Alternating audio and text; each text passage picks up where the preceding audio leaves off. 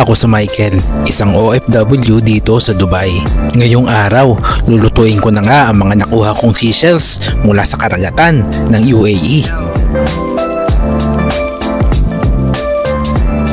Kasama ang palad, umang yun naman.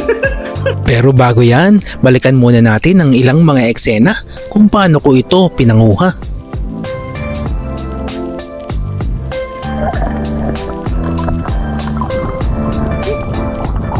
O talo na agad tayo sa cooking session. Ay di rin na nga, iginisa ko na ang mga aromatics. Sa mainit na kawali, initsa ko na ang bawang, sibuyas at luya. Pagkatapos yung kamatis ay isinunod ko na. Pagkatapos sunod ka agad ang ating assorted seashells. Siyempre ay nilinis ko na rin. Counting halo-halo, mekos-mekos.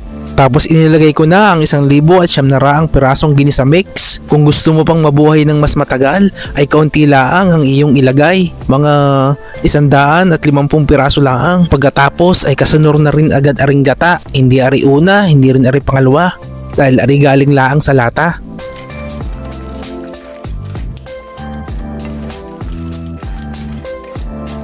Naglagay na rin ako ng 11 pihit mula sa aking mamahaling pepper mill. Pujo ang pangalan.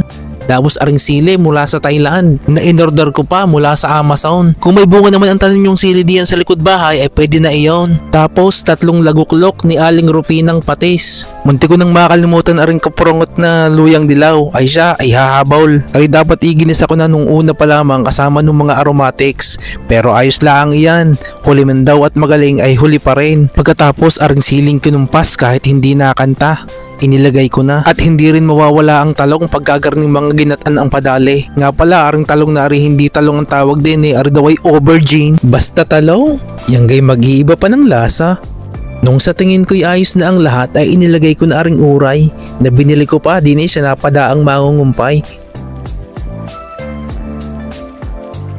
O ay di gay tapos na. Tingni, lasa ko'y lasa mo. Oh Jerome, paki-slow mo.